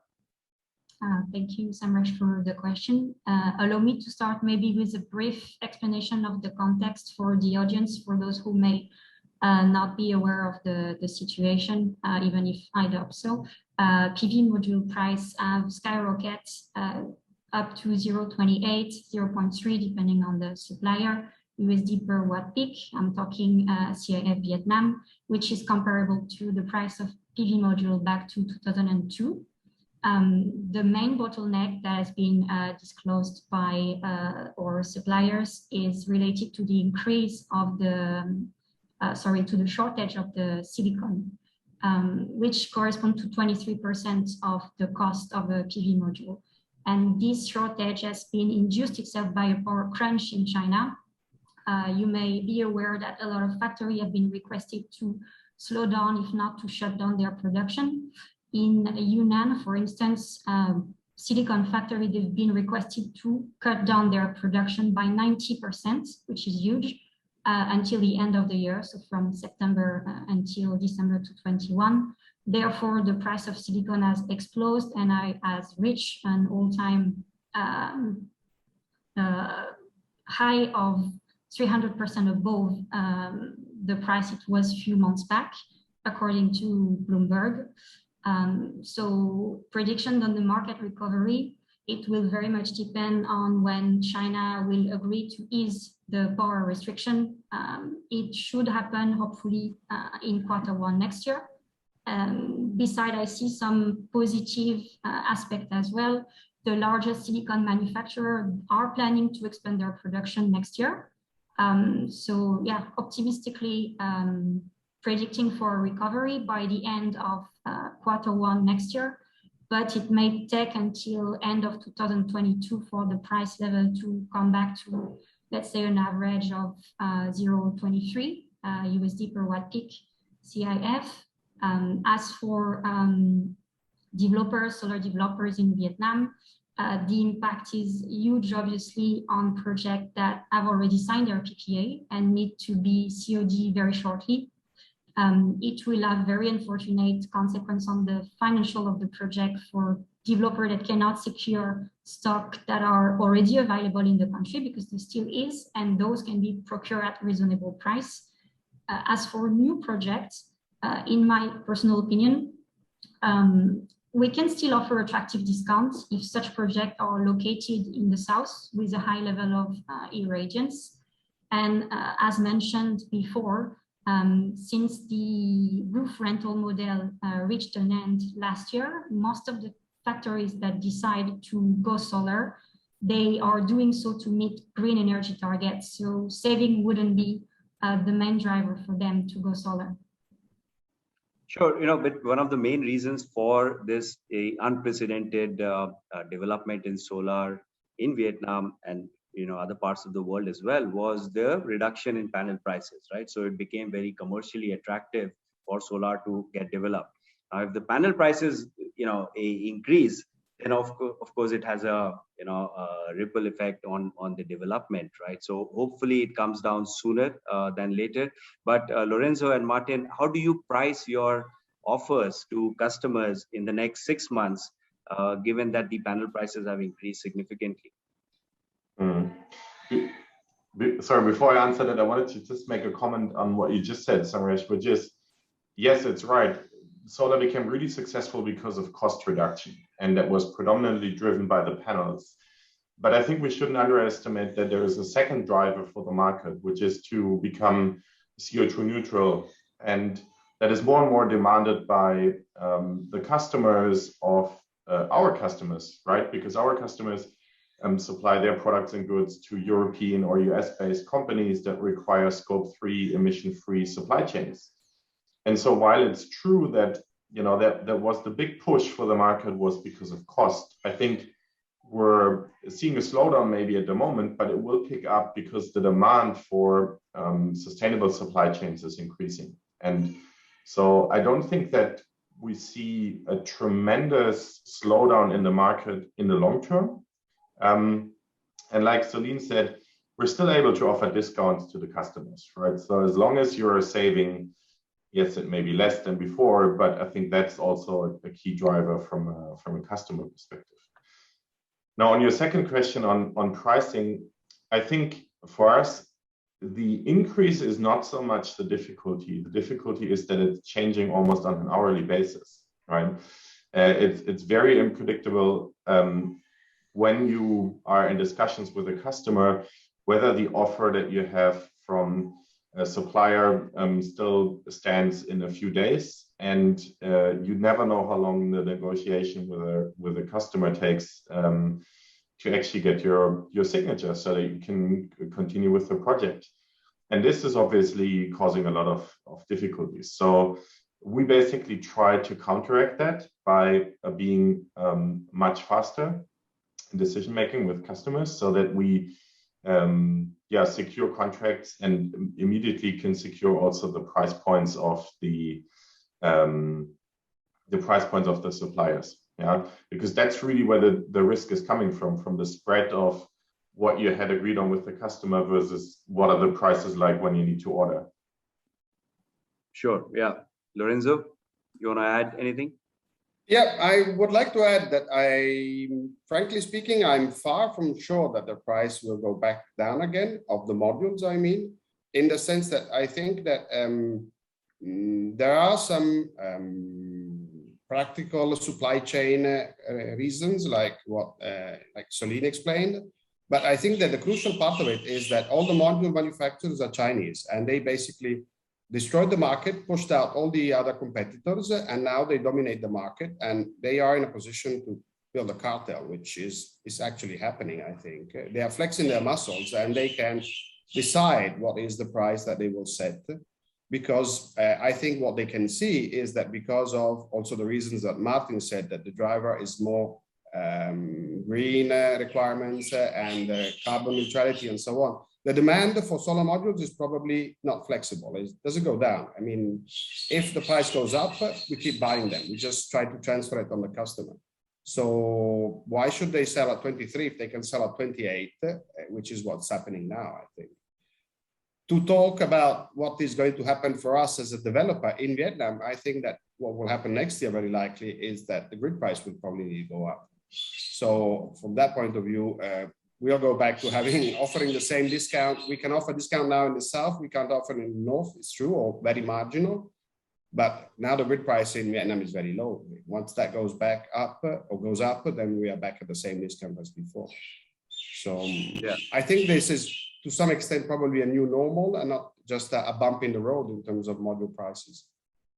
Yeah, sure. Yeah, no, that will have definitely have an impact on the pricing, which we can offer to our clients. And from a demand perspective, yeah, absolutely. There has been an increase in demand from the customer's standpoint, as Martin you mentioned. We are also seeing that because a lot of the customers previously they were planning a net zero by 2030. They have actually preponed, and they are targeting net zero by 2025, which means that there is just very few years to develop all this. And so that's a good thing for I think for all of us, not just as investors, developers, but also as human beings living in the planet. Net zero would be sooner. So obviously one of the other challenges which we saw in Vietnam was because of the COVID surge. There was a hard lockdown over the last 6 months, which meant that travel restrictions were put in place, and for foreign developers like yourselves, it sort of had an impact on how the senior leaders and leadership team would travel to Vietnam. So Lorenzo, if I may ask, how did that impact your development work on new projects? And Martin and Soline, please feel free to give your perspective as well. Well, I think, okay, I haven't been able to travel to Ho Chi Minh for a year and a half, more than a year and a half now, and that's obviously a big disappointment. I think last time we met in person was probably 2 years ago, and this is not good. But we do have a local team which is quite capable and quite going all around the country in normal conditions. They were all locked down, and as you know, I think the big issue is not so much from the developer's point of view, because okay, you can have customer meetings from remote. Okay, you need to do site visits. You don't really go into the factory, go on top of the factory normally, so you can avoid that. It's just that the lockdown has really affected our customers or potential customers in a way that they say, okay, the last thing I think about now is my solar project, because I can't get my workers, my machinery is not operating. I don't know if I can sell my product. I'm not going to commit to a 15 or 20-year contract at this moment. I think that has been the big impact. That, and from a certain point of view, I think a lot of our customers have signed contracts and basically considered force majeure something strange, or a French word which no one knew, French two words which no one knew what they meant, and now for the first time it's actually become a reality, in the sense that it's something that, okay, so this is what it means and this is what it's for. Yeah. And maybe to complement, I think one of the things is also at the development work, like you said, is not that much affected, right? You can have the customer meetings, you can prepare everything. But the bottleneck comes to actually building the projects, because you're very restricted in terms of getting to site and starting installation work. And that is really where I think also we will see that a lot of the developers have sort of a backlog of projects that need to get implemented. And there will be a rush coming once travel restrictions are eased. And that means also then that EPCs will be pushed to sort of the limits of what they can actually do, because suddenly they have to build not 3 projects at once, but 10. And that is I think a real sort of issue that we will see in the next few months, because I do believe there are many others that have sort of a pipeline of projects that are just waiting to get executed. Yeah. Yeah, agreed. I don't think that the top management being able or not to travel back and forth Vietnam is the main challenge during the lockdown, but it's more to be able to prospect, meet new customer, even existing customer with ongoing PPA negotiation and discussion. They were sometimes under such pressure during this lockdown that they didn't have time to allocate for our projects. Yeah, know that travel restriction have eased. We of course have all our customers coming back to us at the same time, wanted to build now, wanted to commission ASAP. So this is a challenge. We've been working at 50% for the past 6 months. Now we are back at 300%. But we are we are getting up to speed, and happy that it works this way rather than losing our customer during this lockdown. All of them are coming back now, so it's good news. It means the market is still active, and customers are moving forward without the new FIT and new policy being issued. So that's my input. Yeah, no, absolutely. And, we are based in Ho Chi Minh, Vietnam, but of course, it's not just, as you guys rightly mentioned, not just senior leadership coming to Vietnam, but also because the factories and they were very tied up during, this lockdown period. So even, people who are here are affected anyways, right? Because their main business, they were facing significant challenges. But after the hard lockdown, I guess all of us are seeing great interest from the companies to put rooftop solar, DPPA, and so on. So that's great news for all of us. I guess maybe I can ask one more question and then open the floor for Q&A, being cognizant of time. How about storage? Because that is a topic which is being talked about a lot these days, given some of the challenges. How do you account for, or how do you take storage into picture when you are planning to develop rooftop solar, given that regulations have not been defined there, and the battery prices are going down? So how do you take that into your planning process? So anybody who wants to take this? I could start with a very short and straightforward answer. As of now in Vietnam, we don't include battery in our financial model. The cost is still too high for us to be able to propose a battery storage system plus an attractive discount to our customer. So I don't think, at least for a small project, that the market is ready yet to absorb such additional costs. Sure. Yeah. Martin? Same actually here. We have other markets where electricity prices for our customers are more than double of what they are in Vietnam. And even there, the use case of a battery energy storage system is very minimal. We have occasional customers where it does make sense financially, but it's rather the exception than the rule. And I do think there could be additional value add to customers, not just in the sense of storing excess solar and then using it at morning or evening hours, but rather obviously an increased security of supply, which in Vietnam actually is not an issue because you don't have many grid outages. Or it could be a means to reduce a demand charge, which in Vietnam also doesn't apply. So, you know, the ways of how to monetize a storage system, there are plenty, but none of them apply in the market. So therefore, we also don't really develop projects with the storage in mind in Vietnam. Lorenzo? Yep, I am aligned, I think. I mean, I think Martin put it perfectly. I mean, storage at the moment, at least in Vietnam, is still solving a problem which is not there, basically, because you can put it, customers ask for it. Obviously, most of the time when they ask for it, they don't really know why they want it. It's just that it looks cool, probably. And until it's possible to export to the grid, it doesn't make sense at all. Once it's not possible to export, it might make sense, but it's very difficult to make it work, I think, economically, because you need to cycle daily, at least, on an energy storage system to be able to amortize the costs. And it's difficult that you will be able to do that just basically storing the solar energy. You could try to do that. We have done some prospections on basically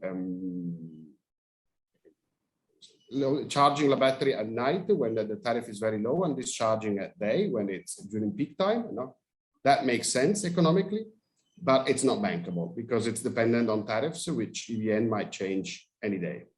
So yeah, it will come eventually. I think it will come only the moment that EVN decides, which was anticipated a couple of years ago, I think, in one of the circulars, to make it compulsory, which would make sense, I think. Not a big storage, but a small storage system. I don't know, 100 kilowatt hours per each megawatt peak of solar installed, just to clean out and clean out the signal and basically make it more manageable for the transmission and distribution grid. When that happens, then it takes off. But until then, I don't think so. Yeah, true. No, I agree actually there. And, you know, the off-peak to peak shift, which you mentioned, Lorenzo, which is not bankable is one of the issues. But the other issue also, which I see is there's no regulation which allows, as say, a third party, a developer or investor like ourselves to, you know, install this battery for somebody else. So that does not allow it, right? So yeah, it's you know, there are a few issues, but maybe in a couple of years' time, it will just take off. I think that's probably that's the expectation from all of us.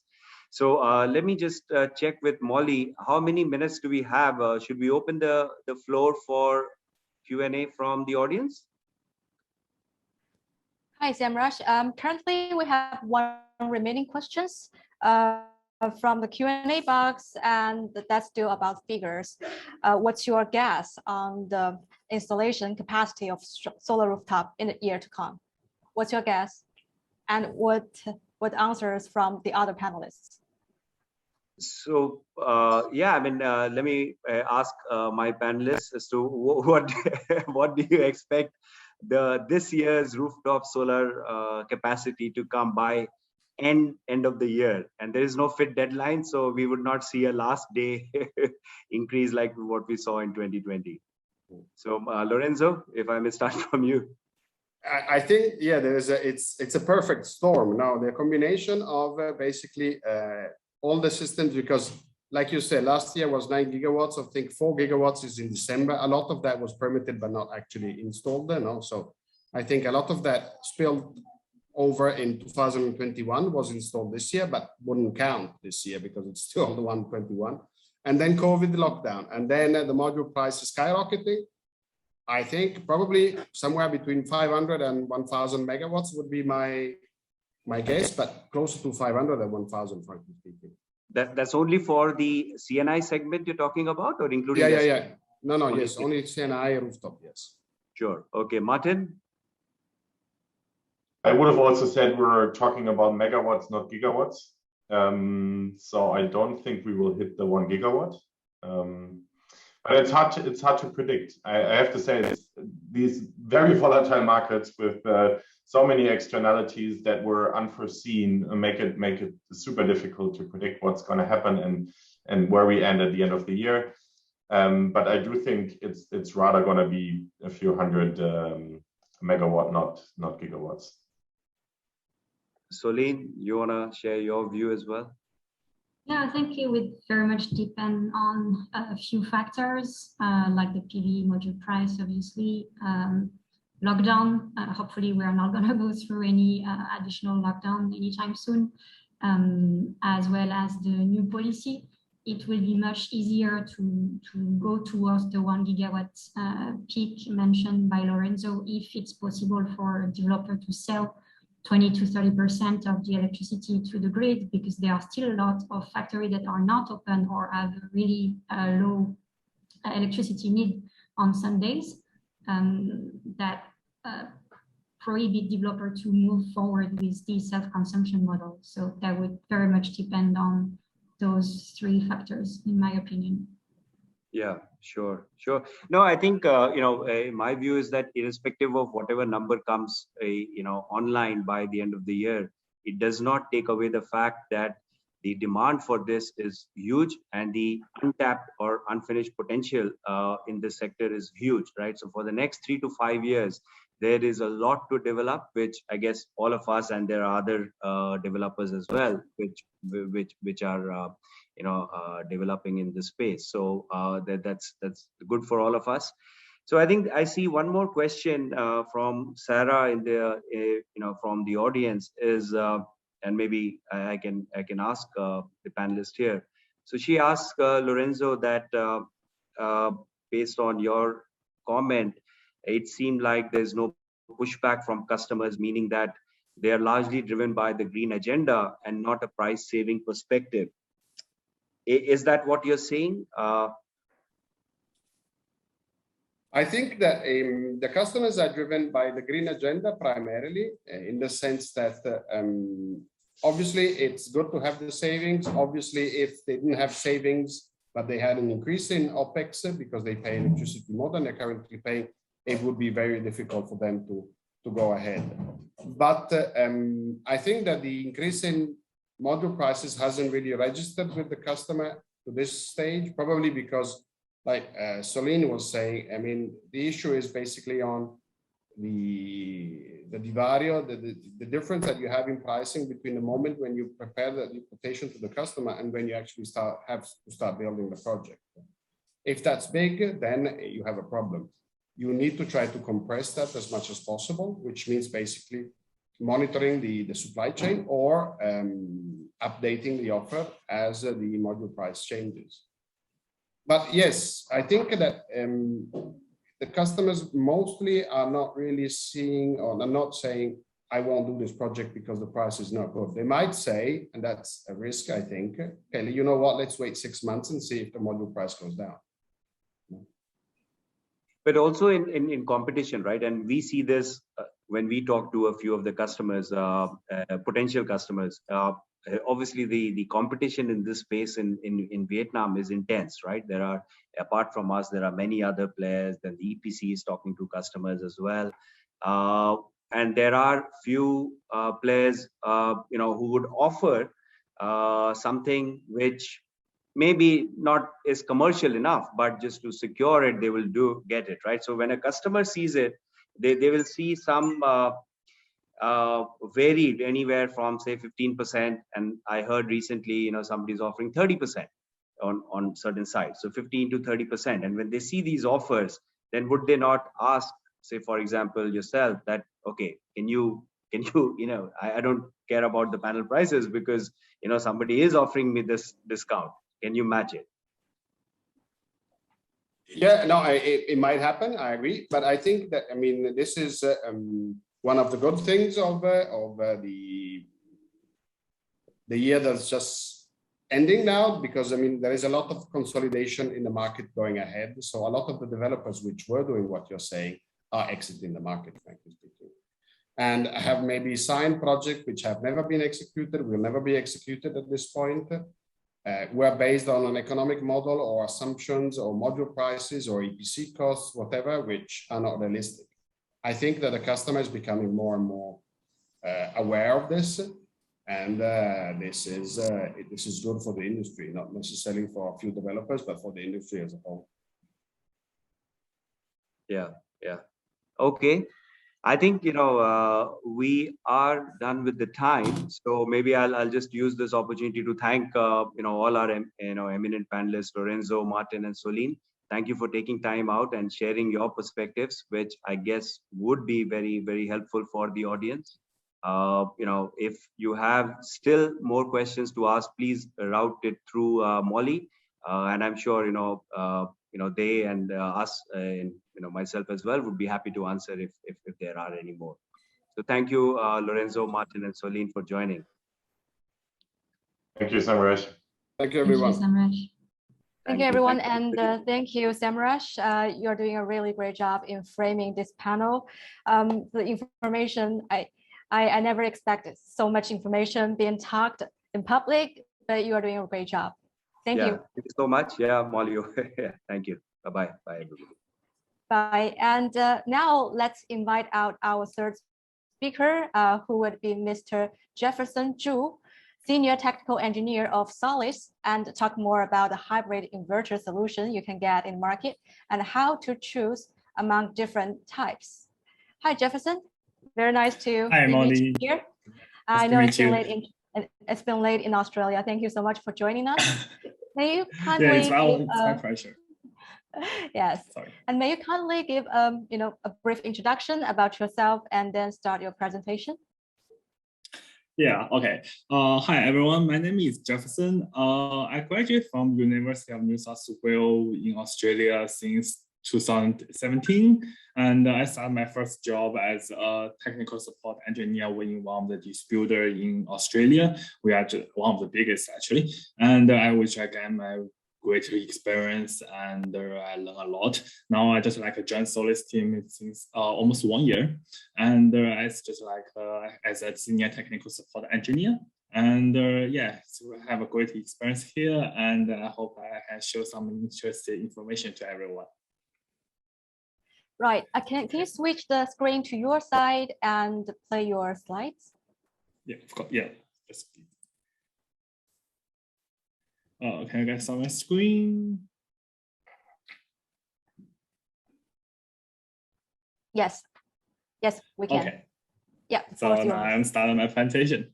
So for today's presentation, it will be mainly including for 3 parts. First is company profile, so who we are, what we have done in the past. And second part is our Solis energy storage solution. And for it's including all the energy storage or hybrid AC coupled all-in-one unit we have. Last part will be the Solis reliability, so which is the most important part as a solar system, which we saw. I think no one want to have their solar system installed today, but fail tomorrow. So first, our company profile. Our Solis, we have a long history. We have focused on the focused on the string inverter over 15 years. Our company established in 2005, and we are one of the most experienced and the largest manufacturer of the solar inverters. Our production line complete in 2009, and in 2019, actually our Australian office is established. And 2015, our equipment is installed at R4 Tower, which is, I don't think achieved by anyone else.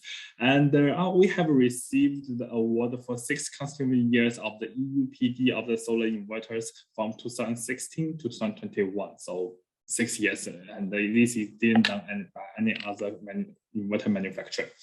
And we are also the first public traded company with a primary focus on the string inverter in 2019. And in 2021, our second manufacturer base will put into operation, and it will be increase our capacity to 20 gigawatts per year. So for our company asset, we have over $457 million at the total asset. We have over 2,000 global employees and 300 engineers from R&D team, service team. So we just like no matter what kind of the customer demand, it will be always be our highest priority, and we have our engineer to focus on that.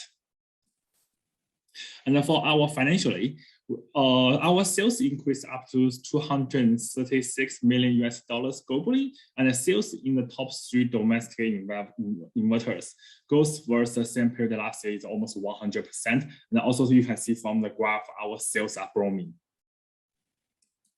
And as I mentioned, for this year, our second manufacturer base will put into operation. And here is some FA photo and some construction photos. And in the future, if anyone interested, and you can contact our sales, maybe you can come here to visit us.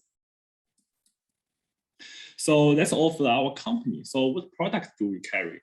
So first, for our single phase string inverter, we have the first is a mini series. It's a 1 MPPT, 1 strings per input. It's from 1 to 3 kilowatts. And then we have a 3 to 6. The main difference is 2 MPPTs and 2 strings input. Then also for the bigger size, we have 7 to 8 and 7 to 10, which is 2 MPPTs, 3 string input, or 3 MPPTs or 3 pairs input. For our 3-phase inverters, it will be start from 5 kilowatts, and just like only difference is just like we keep growth, and the only difference is the MPPT number and the string allowance.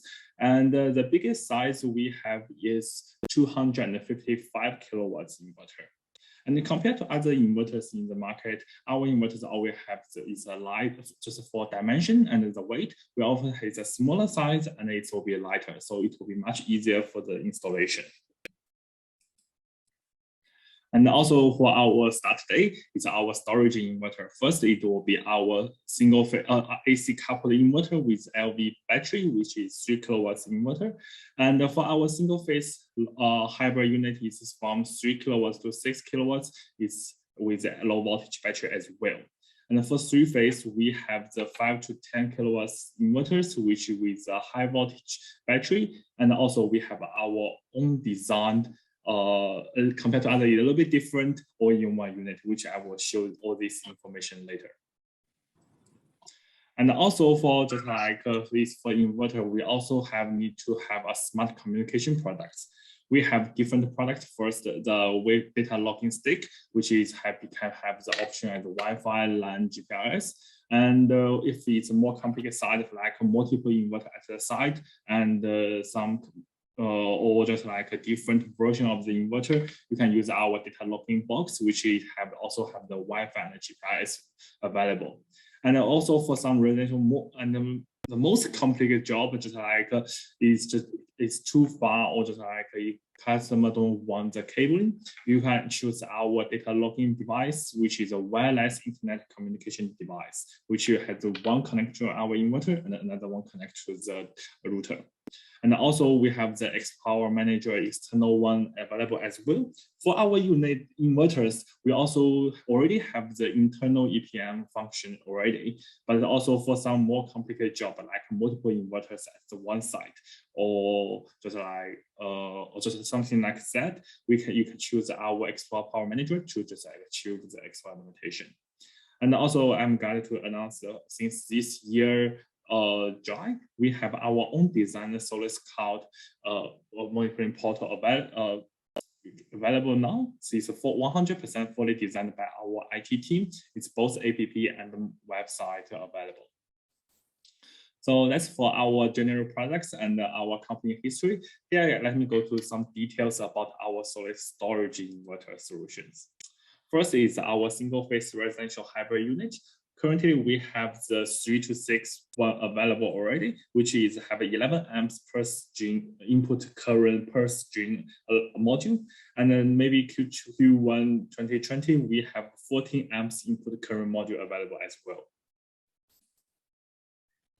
And so here's some key features for our inverters. First is have the 2 individual MPPT design, and our inverters support high DC to AC ratio.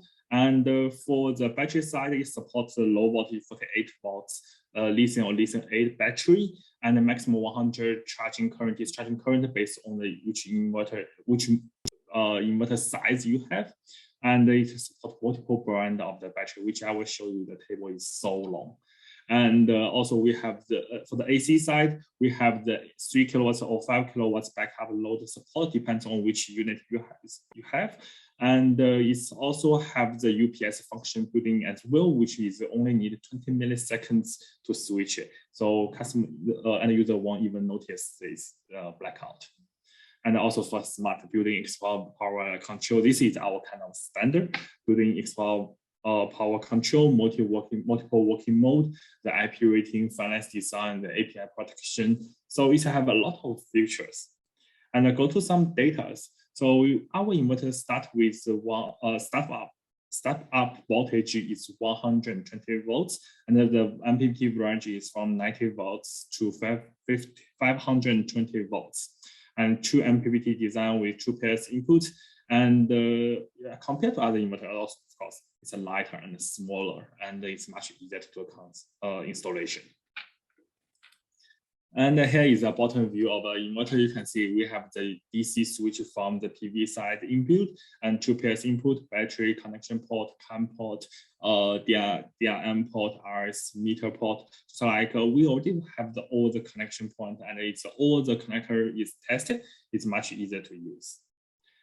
And here is also a single line diagram. For all our hybrid unit, the meter is included in the packing, so you don't need to purchase an additional meter to just like to make it work. And also for our single phase is compatible with 3-phase house as well, a 3-phase house as well, just like you only need to purchase an additional 3-phase meter. And here is the table I mentioned before. It's our compatible battery table. You can see it's including all the major brand of the battery. Daniels, Panasonic, BYD, LG, and more. And for our single phase unit, it's even support the lithium add and lithium carbon battery. You only need to input some data from the battery manufacturer, then you can just like make the inverter works. Our second one I'm going to introduce is our 3-phase hybrid, and it's a 5 to 10 kilowatts. It's a 13 amps input current per series module.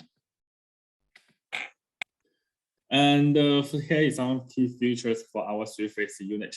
First is the 2 individual MPPT design, and it depends on which unit you have. You have different pairs of the input. Secondly, it also supports a high DC to AC ratio. And for the AC, it's different, depends on different size, and also have the UPS function building as well, which by the fast switch time is 40 milliseconds, which is also still less than 1 second. And for the battery side, it supports high voltage battery from 120 volts to 600 lithium battery. Maximum is charging current is 25 amps, but since it's a high voltage version, so still the power is pretty high. And also it's a smart and reliable. It will be same as our single phase unit, built-in power manager, UPS, multiple working mode, IP rating, finance design, and AFCI protection. Hey, some data. And for startup voltage, we have the 160 volts as startup voltage, and then the MPPT range is from 280 to 850 volts. And it's 2, as I mentioned, 2 MPPT design, and it depends on the size. We have 2, 3, or 4 DC input pairs. And also the size is quite small, and I also have the screen on it. Here is a bottom view about our hybrid unit. You can see just like this is quite our standard version. It's like no matter it's a single phase or 3-phase, we have all our connection ports just like ready as well. Here is a single line diagram for our 3-phase unit, and it's pretty similar to the single phase. Also, the 3-phase meter is included as well, so you don't need to purchase an additional meter to make this work. Here is our compatible table for our 3-phase hybrid unit. Actually, because it's a new product, so the compatible didn't have it's as bigger as our single phase. But I can say a lot of our battery brand is during the testing procedure right now, like LG or more. But in the future, maybe only require a firmware upgrade or something similar to that one. You can just like compare our latest battery compatible table. And now here, let me introduce our new all-in-one single-phase residential hybrid unit. Compared to other battery all-in-one unit in the market, because mostly the manufacturer choose the battery for you. But for us, we are doing something a little bit different. We let you to choose which battery you want to put in. For our inverter, it's kind of like the inverter, but you can choose all the battery from our compatible table, and you can put that battery inside of the cabin to make it like a all-in-one unit. And just like although it's have a multiple battery, but it's been tested, the room and the temperature, everything, and also the cabling, and there's no issue for that. For the smaller one, it's up to 10 kilowatts hours of the battery. The inverter size is 4.6, 5, or 6. So for the battery size, it can up to 10 kilowatts hours. But if it's not big enough, you can have our extensional battery box. It's also on the right, and you can have the middle one like a fridge. That is up to 20 kilowatts hours. So here's some features, just like it can be multiple battery support, as I mentioned, and also have the quick installation. It's much easier to do installation, and because all is like engineering friendly, and also for the performance, the PV input current is up to 15 amps, and for the backup is 20 milliseconds. It's also the UPS function built in as well. For the backup power is 5 kilowatts as well, and the charging, since the battery is a low voltage battery, the charge and discharge current can up to 100 amps. And also integrated AFCI function, integrated PV grid battery switch. This is all included. You can saw it at the right here, which have a bigger photo next. And also for the multiple function and the integrated Bluetooth support there for the APP configuration, this is our standard. As here is some data. Here is our DC inverters.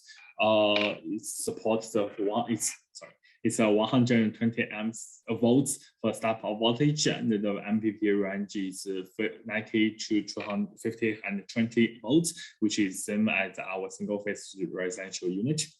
And for the DC input, a true MPP design with 2 pairs input for 15 amps per input. And support the low voltage battery, which I will show you the battery compatible later. And you can see the dimension and the weight here is very light, and because it's like it didn't have the battery weight inside, just like it all depends on which battery you want to put in. So, but it's still like if you put in the garage, you just like it's almost like a small fridge there. There is all our connection point. It's like we put all the connection point at the left side of our inverter, so it will be looks neat. So it will be not any cabling anywhere, so it will be looks nice. We have the PV1, PV2 grid, and the backup, and also for the DIM COM meter antenna. So like all the connection points exactly inside. Also, as I mentioned, we have our PV switch and the battery switch, backup switch, and a grid switch. Also, for this inverter, we have the bypass switch. So, what's bypass switch?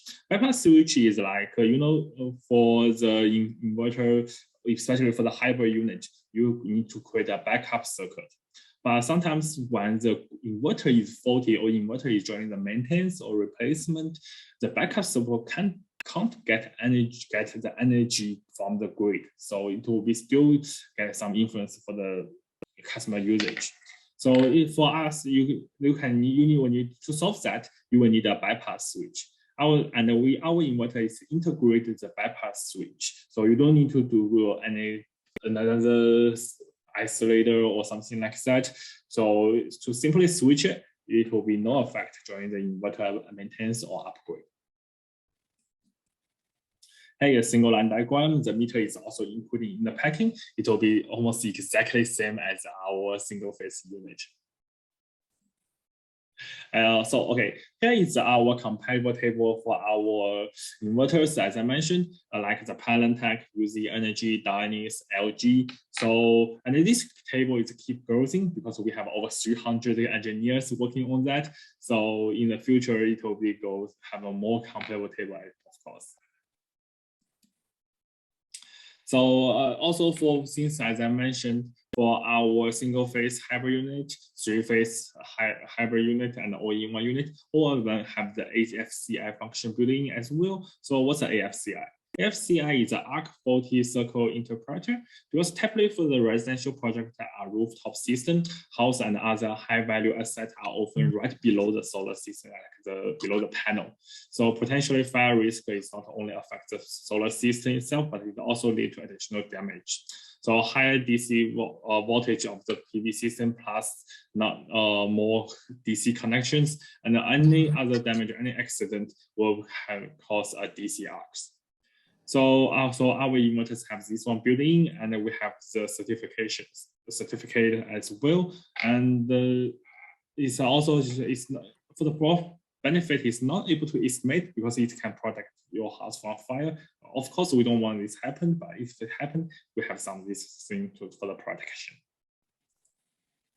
Also, as I mentioned, all our inverters have the multiple working mode, like a soft usage mode, feed-in priority, blackout mode, off-grid mode. It's just like for different customer demand, because sometimes you want the PV system go to the grid first, then go to the battery, or just something opposite. So it will be more fun to look at our inverters, and for different customers, you can have a different settings.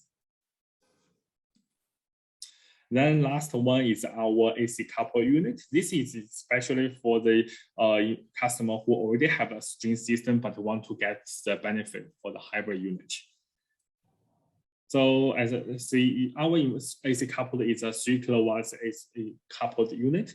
It also have the 3 kilowatts backup load as well, which also the UPS built in is 20 milliseconds. It supports a 48 low voltage battery. The maximum is 60 amps charging or discharging current because it's only a 3 kilowatts inverter. Some data and I think I mentioned all of them. The backup port, it has the 3 kilowatts as well, and it's very small. And you can see from the diagram, it's very small and very light. And here is the bottom view for our AC couple unit. Is like because of although it looks like it's have a kind of like empty space, but actually we have the cover at the bottom, so no, it will be protect the IP ratings. Here is just like here is using scenarios for our AC coupled unit. So normally for a customer who have a grid tie inverter and it is working perfectly fine, and but now he want to add the battery, but he don't want to remove the old system. So he can choose our AC coupled unit.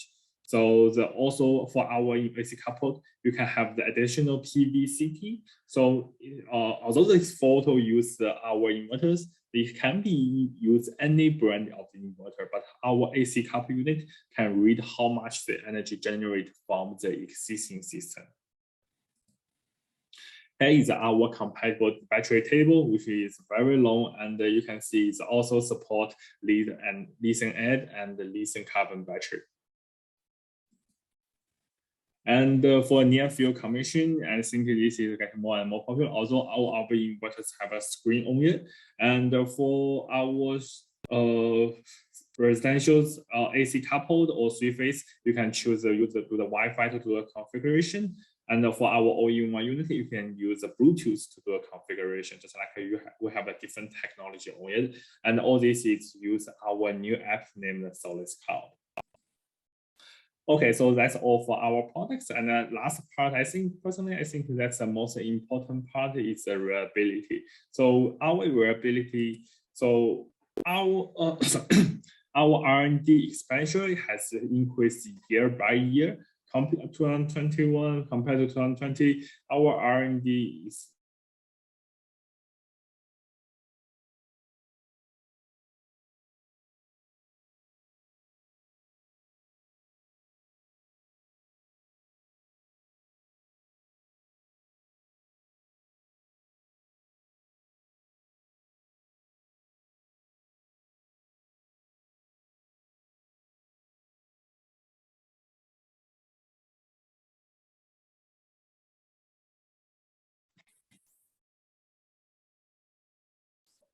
sorry, I think I have disconnect for some reason, and go back to the presentation.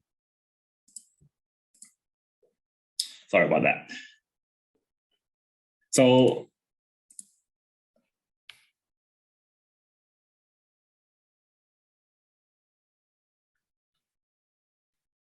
next is here is some photos of our manufacturer line. You can see everyone is wearing hat and wearing jacket. So we want to make a dust-free environment. So, and also we guarantee 100 of our unit is tested before shipment. And all our inverters today have the future will have a screen on it. I also want to mention for our single-phase single-phase low voltage unit, we have a 7-inch colorful screen. So it will be much easier to do monitoring. And also our inverters is top of the rank lifespan of the inverter certified by the DNV-GL. After they do the testing, they find out our inverters have more than 25 years of the lifespan, which is a very long time. And also, the last part is our global service map. You can see we have our footprint around the world in China, Vietnam, Indonesia, Australia. And in the future, if you got any questions, you're always welcome to give us a call, or send us a message, send an email, and we can have our service team taking ready for you. Okay, that's all for my presentations.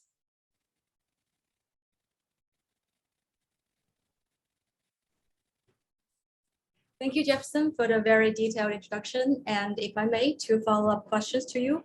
And the first is in the era of IoT, the Internet of Things. Do Solid's products support remote control or data report for homeowners? Because it will make life easier for them to, if they want to any change in settings. Yeah, I think because this is can be achieved by our new Solid monitoring app named Solid Cloud, which can do the remote firmware upgrade, remote settings, and the customer can have a lot of information from their apps, like how did the solar PV goes, how many energy they generate the grid, and then they also can put the just like electricity price, so they can know how much energy, how many money they saved. And just like also we have the system can just like estimate how much the CO2 greenhouse they saved and how much the plant of the cheese they saved. So it have a lot of new functions, and the customer can have and also I want to mention, although this is a new monitoring app, no matter it's like existing customer, it will be very easy to do the transfer migration. It will be logged in and it will be automatically do the migration. Right. And in your mind, what is the main difference, or we say, what is the Solid's hybrid inverters competitive edge compared with other, peers, the industry peers? Okay, I think it's like it will be 2 parts. First is for the installer side. But installation, our inverters is much easier because the weight is small and the size is small. It's much easier to do the installation. Also, our compatible table is so huge and even support the lithium add and the lithium carbon batteries. So the system design can be more flexible. Also, I also want to mention is our DC to AC ratio is very high. So which means you can have the more panels on the roof. And for the end user side, our inverters have a multiple working mode, so which means it will be more customized. So they can choose the energy to go where, and they even can just like this can be done by remote settings. So it will be more user friendly. Thank you so much. Thanks, Jefferson, for your kind address. And I'd like to say thank you again to all the speakers for contributing such an intriguing session and navigate us through the prospects and the challenges in the market while providing actionable insights for all the industrial followers. Deepest appreciation.